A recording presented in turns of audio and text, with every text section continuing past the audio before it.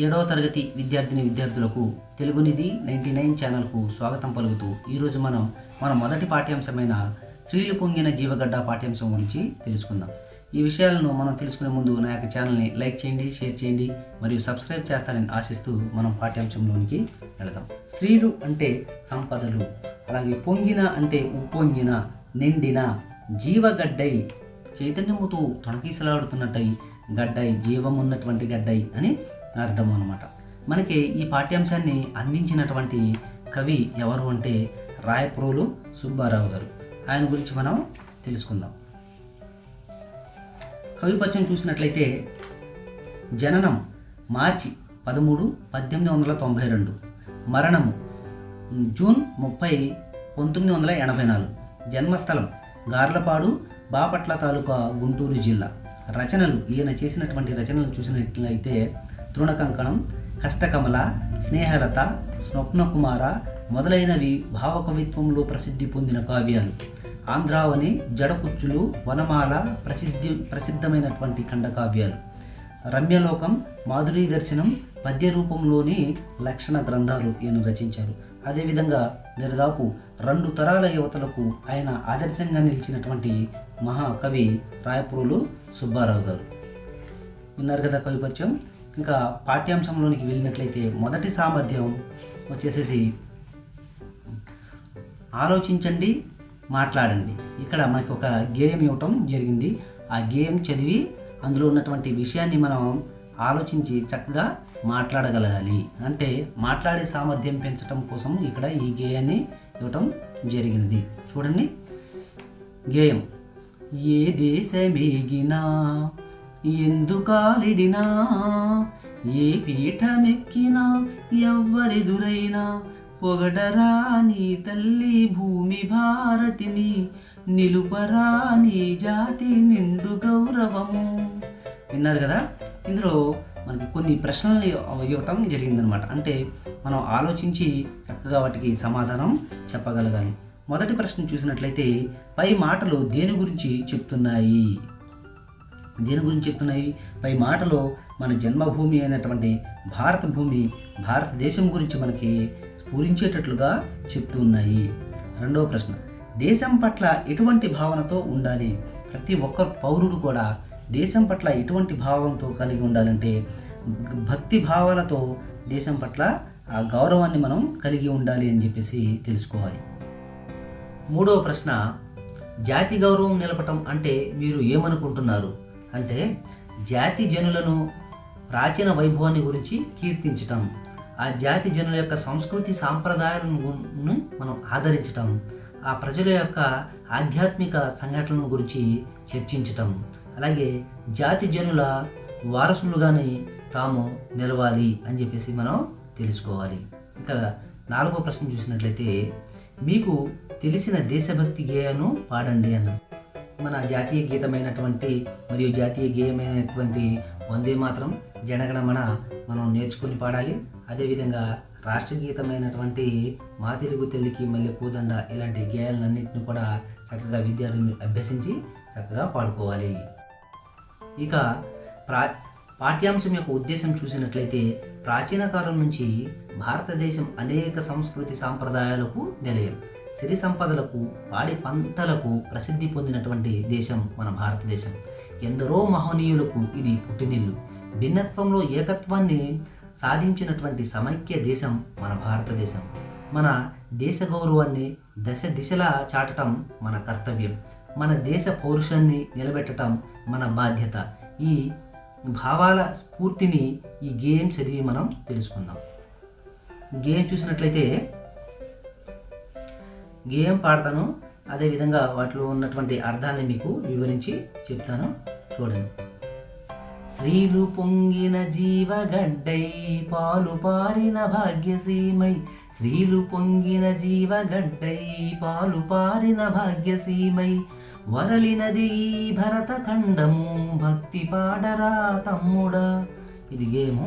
ఇక అర్థాలు చూసినట్లయితే స్త్రీలు అంటే సంపదలు, పొంగిన ఉప్పొంగిన సంపదలతో నిండి ఉన్న, జీవగడ్డై జీవగడ్డ ప్లస్ ఐ జీవగడ్డై చైతన్యముతో తొణికిసలాడుతున్న మన భారత భూభాగమై, పాలు పారిన పాలు ప్రవహించిన అంటే పాడి పంటలతో నిండినటువంటి మన దేశము, భాగ్యసీమ అయి భాగ్యసీమ ప్లస్ అయి భాగ్యసీమై భాగ్యమైనది అయి ఈ భరతఖండము మన భారతదేశము వరలినది వర్ధిల్లాలి తమ్ముడా ఓ సోదరుడా, భక్తి పాడరా, భక్తితో చక్కగా ఈ భారతదేశ గొప్పతనాన్ని గురించి పాడుకోవాలి తెలుసుకోవాలి అని చెప్పేసి చెప్తున్నారు.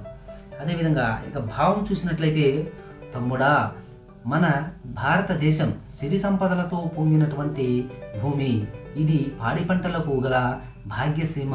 అటువంటి ఈ భారతదేశాన్ని గురించి మనం భక్తితో చక్కగా పాడుకోవాలి అని భావం అన్నమాట. ఇంకా రెండో గేయం చూసినట్లయితే, వేద శాఖలు వెలిసెనిచ్చట ఆది కావ్యం వరలెనిచ్చట, వేద శాఖలు వెలిసెనిచ్చట ఆది కావ్యం వరలెనిచ్చట, పాదరాయణ పరమ ఋషులకు పాదు సుమ్మిది చెల్లెలా. అర్థాలు చూసినట్లయితే, చెల్లెలా ఓ సోదరి, ఇచ్చట ఈ దేశములో ఈ భారతదేశములో వేద శాఖలు వేదములు వేదంగాలు అయినటువంటి ఋగ్వేదం, యజుర్వేదం, సామవేదం, అధర్వ వేదాలైనటువంటి 4 వేదాలు మన భారతదేశంలో వెలిశాయి పుట్టాయి. ఇచ్చట ఈ భారతదేశములోనే ఆది కావ్యము మొదటి కావ్యమైనటువంటి రామాయణము, వాల్మీకిచే రచించబడినటువంటి రామాయణము కూడా మన భారతదేశంలోనే ఉద్భవించినది, అలరారెన్ పుట్టినది అని. పాదరాయణ వ్యాసుడు అన్నమాట, వేదవ్యాసుడు వారు పరమ ఋషులకు గొప్ప వారసులైనటువంటి వారు, గొప్ప ఋషులకు, ఇటువంటి ఋషులకు ఇది ఈ భారతదేశము అంటే మన భారతదేశము పాదు సుమ్మిది మూలము సుమ అంటే జన్మనిచ్చినటువంటి భూమి లాంటిది అని చెప్పేసి అర్థం. ఇక భావం చూసినట్లయితే, చెల్లెలా వేదంగాలు ఈ దేశంలోనే వెలిశాయి, ఆది కావ్యమైనటువంటి రామాయణం ఇక్కడే పుట్టింది, మహాభారతం భాగవతం రచించినటువంటి వేదవ్యాసుడు మొదలైనటువంటి వారు మహర్షులు ఎందరో ఈ పుణ్యభూమిలోనే జన్మించారు. అంటే అటువంటి గొప్ప భూమిలో మనం ఇక్కడ ఉన్నాము అని అర్థం అన్నమాట. వేదంగాలు మొత్తం కూడా 6 వేదంగాలు.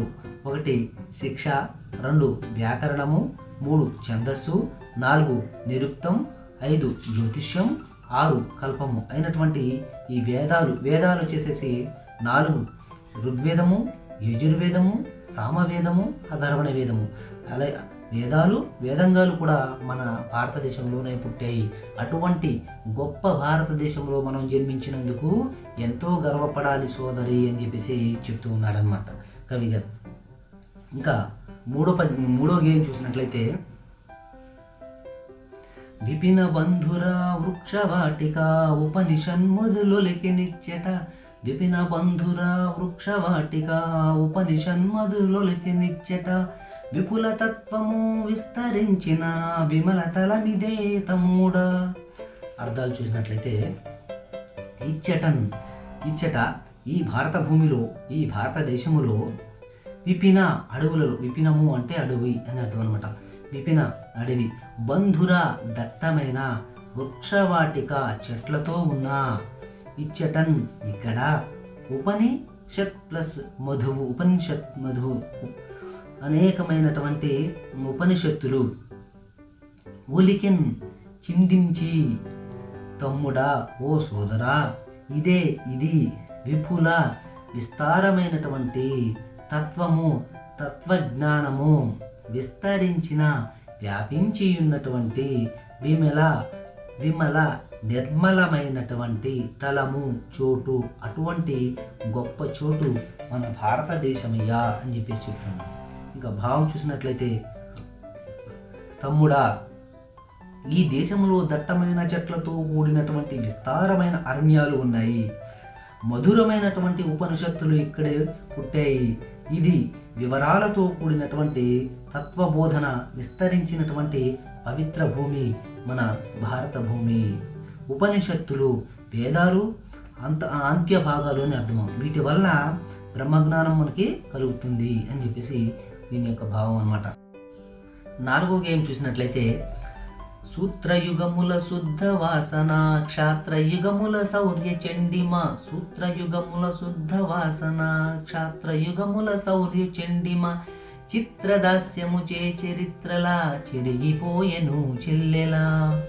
అర్థాలు చూసినట్లయితే చెల్లెలా ఓ సోదరి, సూత్రయుగముల నీతి ధర్మాలను బోధించేటువంటి సూత్రాలు గ్రంథాలు రచించినటువంటి కాలము నాటి శుద్ధవాసన నిర్మలమైన పరిమళమైన గొప్పతనమైనటువంటి క్షాత్రయుగముల మహారాజులు పాలించినటువంటి కాలము నుండి శౌర్య చండిమ పరాక్రమమును తీవ్రతను చూపించినటువంటి కాలము నుండి చిత్రదాస్యముచే మనం పరాయి రాజుల వద్ద చేసినటువంటి బానిసతత్వముచే చరిత్రల నుండి చెరిగిపోయెను చెల్లెలా అంతరించిపోయాయి అని అర్థం అన్నమాట.